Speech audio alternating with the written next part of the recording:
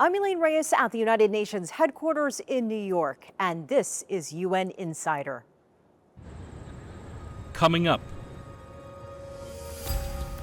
I will focus on what we can do together instead of asking what divides us. preparing to welcome new leadership and gavel in a new session of the General Assembly. I think that if the UN did not exist, we will have to invent it. Honoring the past and gearing up for the future. Diplomats reflect on 80 years of the United Nations.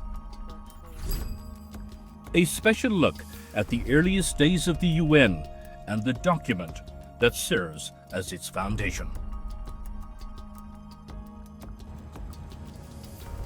Next.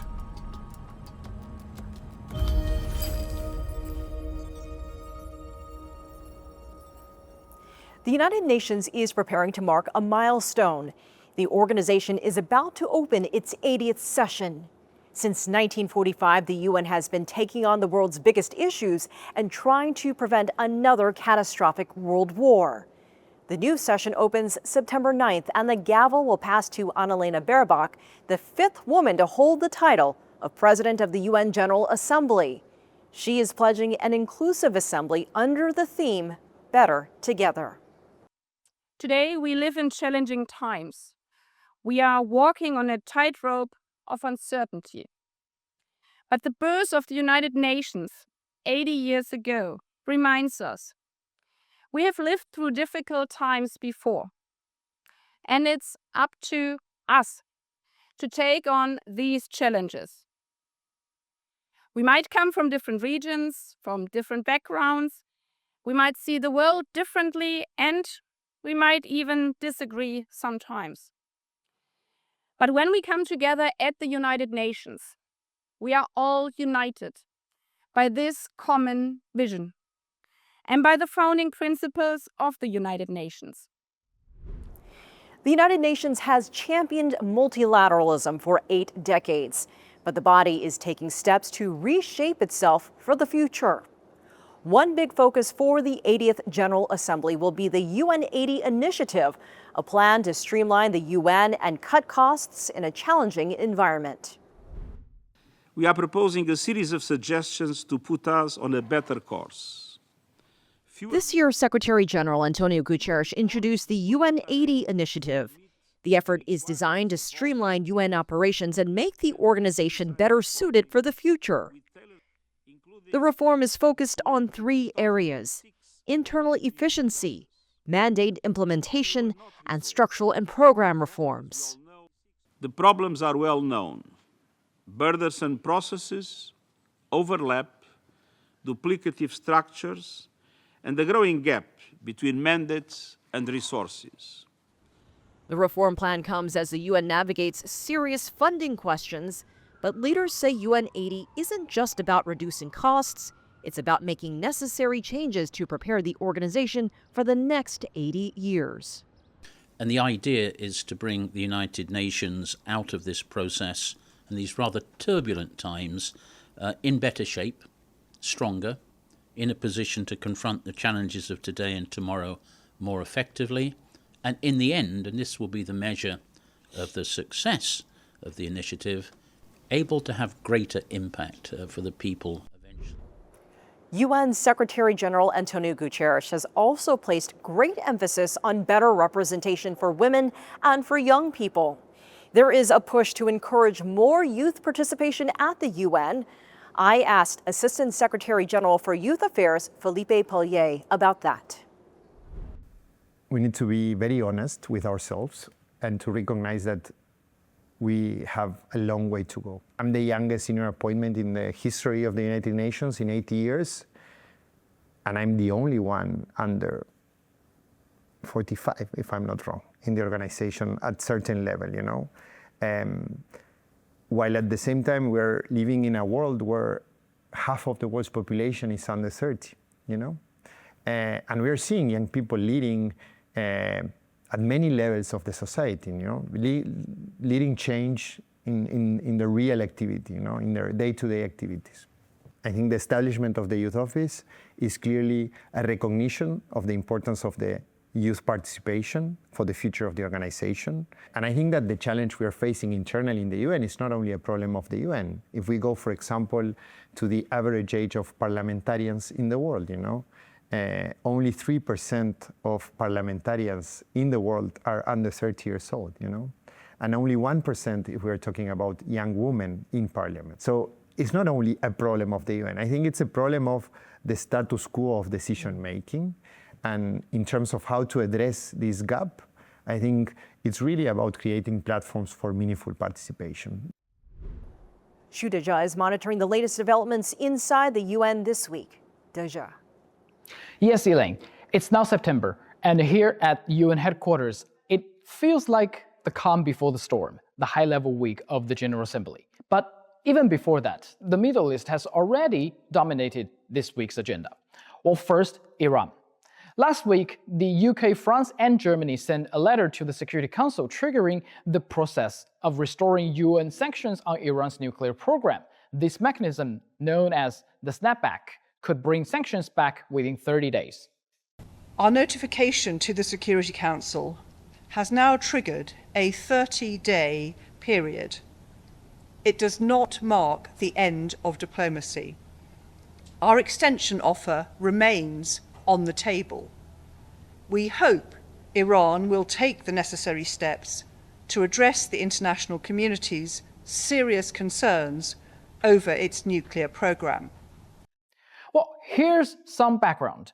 In 2015, after the Iranian nuclear deal, the JCPOA was reached, the Security Council adopted Resolution 2231. Under the resolution, if a JCPOA participant reports significant non-compliance, the Council must vote within 30 days on whether to resume sanctions. The Europeans believe Iran has violated its commitments, and here is the response from the Iranian ambassador. Iran categorically rejects and condemns the unlawful notification by France, Germany, and the United Kingdom. This action sidesteps the JCPOA dispute resolution mechanism. It is an illegal attempt to bring back terminated resolution. It violates Resolution 2231. The E3 have no legal or moral standing to use the so-called snapback. Their notification is null and void. Meanwhile, Russia and China have circulated a short draft resolution proposing to extend the 30-day period to 6 months, in hopes of finding a diplomatic solution. The option that proposed Russia and China today is a way that everybody should follow in order to avoid complications, in order to avoid problems, serious problems for international peace and security, in order to give some chance and breathing space for diplomacy. And the UN itself has called on all parties to seek a way forward. The Secretary General's message is for Iran and for the countries parties to JCPOA to use this window of opportunity to intensify their diplomacy. Now, to another issue. Also last week, the US State Department announced it would revoke or deny visas for members of the Palestinian Authority ahead of the General Assembly. Here's the reaction from the Palestinian ambassador. This statement attributed to the State Department was just released. It was brought to my attention just about half an hour ago. We will see exactly what it means and how it applies to any of our delegation, and we will respond accordingly.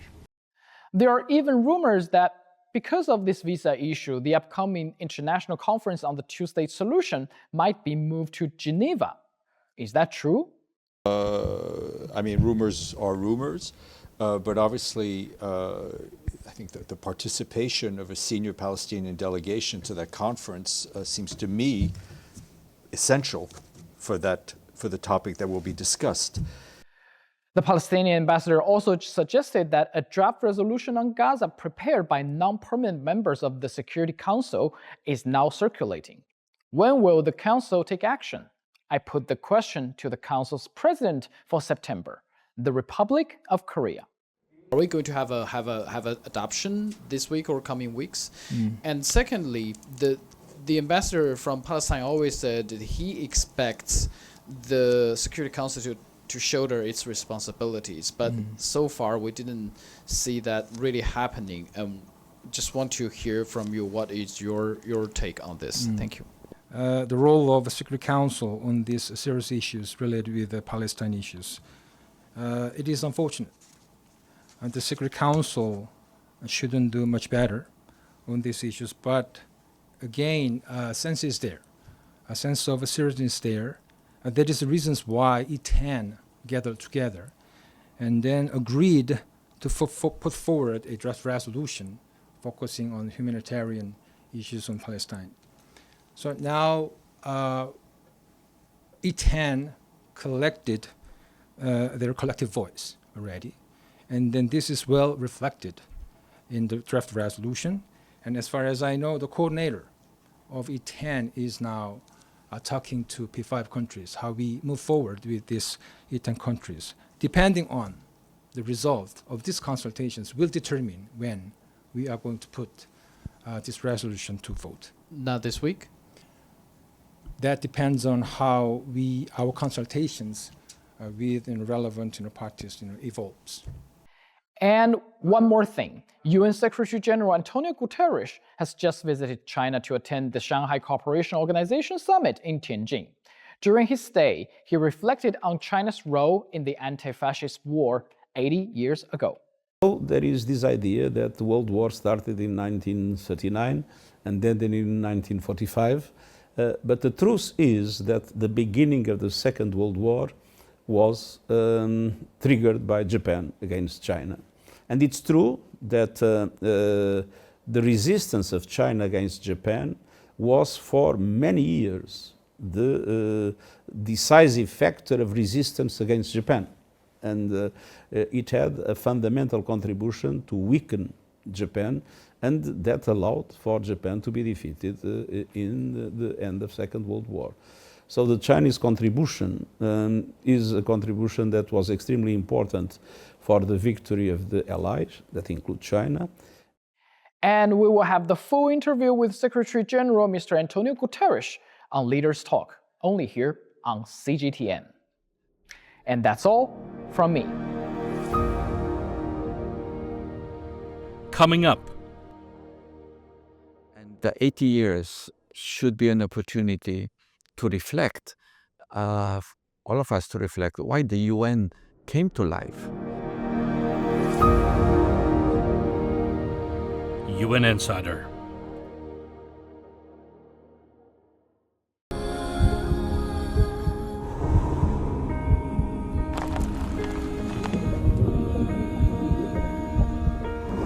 No war, no one again began holding guns. Words protesters.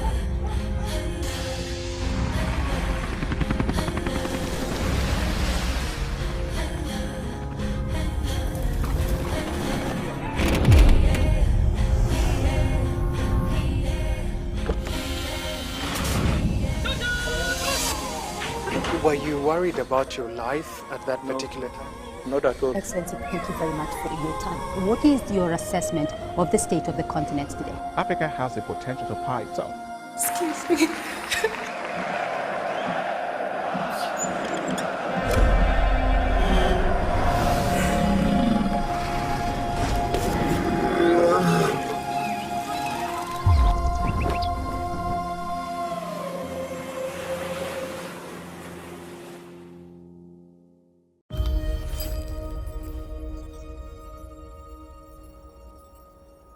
All year, we have been speaking with people around the United Nations about the 80th anniversary and asking them to reflect on the milestone. Here are some of their thoughts. The times are not friendly to the UN, and the 80 years should be an opportunity to reflect, all of us to reflect why the UN came to life 80 years ago. You know what happened. that there was the whole world agreed that we need the UN, that we need a place where countries come together, where we try to solve problems and not try to solve them by aggression, by threats, by annexations or by power, which we have been seeing recently. So that is the rules are ruling, not the might. That not the might is right, but it is argument of the rules, not argument of power, of might. That's why the UN came together, to keep the global peace and security, and was successful 80 years. Of course, there were regional wars, but there was no global war. And so far, I think UN was successful. We have to remind ourselves now at 80 years, why was this created and what's the use of the UN? And maybe then we will all see that we all need to keep the UN. Alternative to the UN is chaos and a rule of the might, a rule of the big powers, who is stronger. That for the majority of the UN members, for the smaller countries, is not a good future. So for us, for Slovenia, and I believe for great majority of the UN, we see the value, and we need to work on how to reinvigorate, how to bring back the trust into the UN system. I think that if the UN did not exist, we will have to invent it. And it is very difficult to do an evaluation of an institution's absence and what the world would be like. But for us, certainly, we believe that the UN has lived up to the vision that was set in 1945. It was to prevent the scourge of another war, like we've seen another world war. We have seen a number of conflicts these days, but by and large, I think the UN has lived up to its vision. One of the challenges we face is the UN is judged through the eyes of the Security Council, what it's able to do and what it's not able to do. But the UN is much more than the Security Council. The work that is being done by the UN on the ground with countries on development, for example, the work that the UN has been doing in the area of humanitarian assistance, without the UN being able to deliver in those emergencies, I shudder to think what would happen to our populations who are in need of emergency assistance. That said, 80 years is a time for reflection and a time for recalibration. Many believe that the flouting of international law that we've been seeing in these recent years with impunity and without any accountability must change. And this is why I think we have to look at the UN, make it more fit for purpose, go back to what it was established for, recalibrate and move on. But the UN is us, and it's up to us to make the UN what we want it to be. I would argue it continues to be a very promising future for the UN, because look around. Do we have a substitute to the UN? Do we have another place that has the similar convening power of the UN?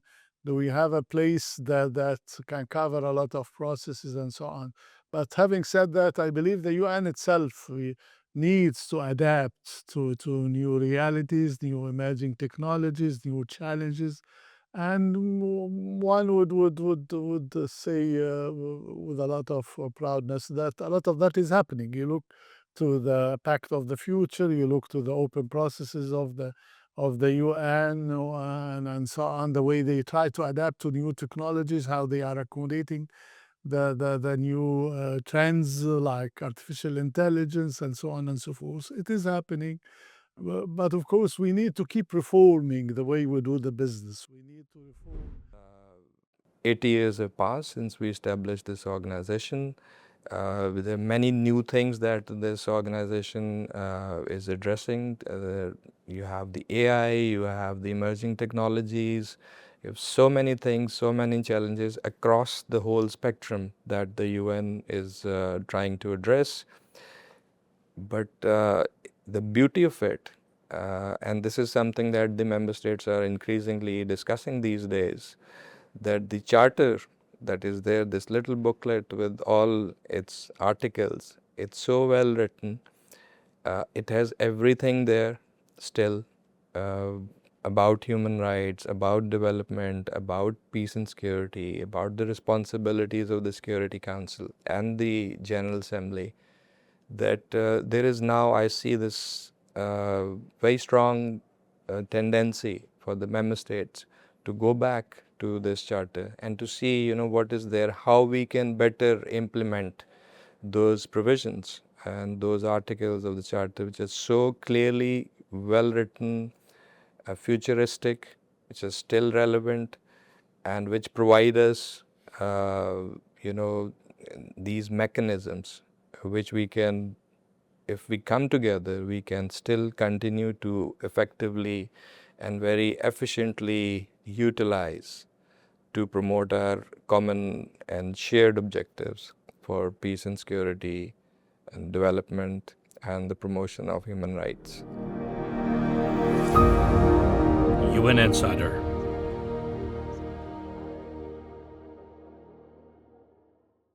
Introducing CGTN Now.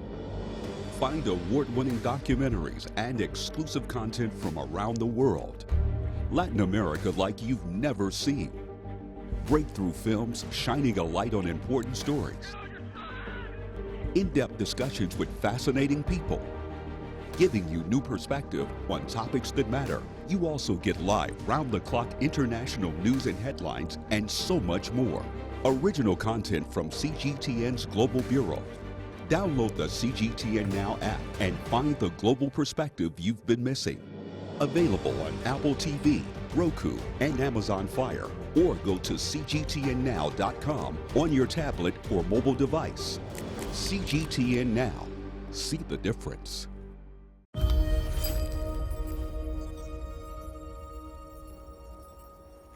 "80 years ago, the United Nations was born in the wake of World War II. The UN's founding document was signed in San Francisco in June 1945. Now, the original UN Charter is on display in New York as the organization prepares to mark a milestone.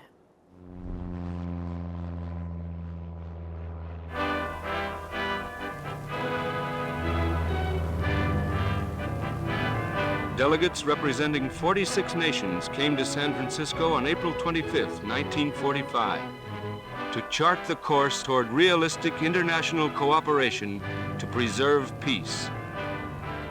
For 9 weeks in the spring of 1945, San Francisco was the center of men's hopes. The 1945 San Francisco Conference galvanized the entire world. It was a huge endeavor.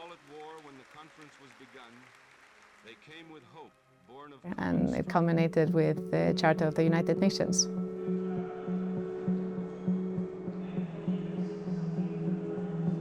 The Charter is a commitment to diplomacy and dialogue as a means to solve the problems and the challenges that we all face, as opposed to using power and strength.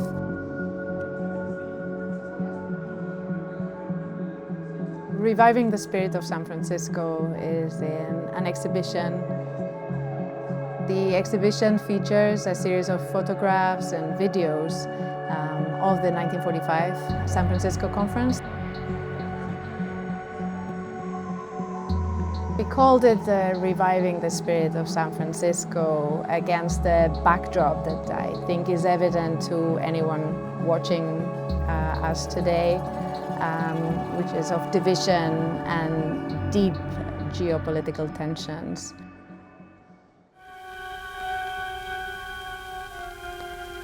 The delegates of the United Nations came to design together machinery to end war, a curse which in 30 years had killed 40 million human beings. We wanted those who visited the exhibition to see that amidst a much deeper crisis, those generations then had the courage to engage with each other, find a way forward, find a solution, and commit to dialogue, diplomacy, fundamental human rights, social progress, justice.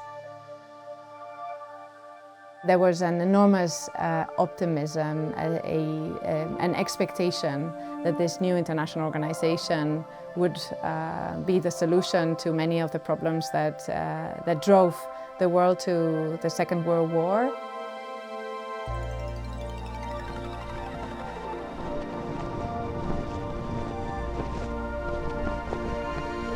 There were many who doubted that agreement could ever be reached by these 50 countries, differing so much in race and religion, in language and culture. But these differences were all forgotten in one unshakable unity of determination to find a way to end war. Part of the intention with the exhibit is to remind all of us, visitors, politicians, diplomats, of the enduring legacy of the Charter. The commitment to resolve disputes through peaceful means, which is something that we can still aim for, as opposed to deepening conflicts and divisions amongst the members of the organization.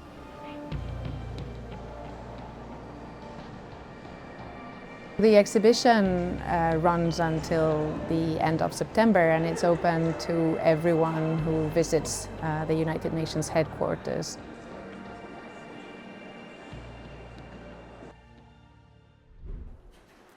I'm Elaine Reyes at UN headquarters in New York. Thanks for being a UN Insider.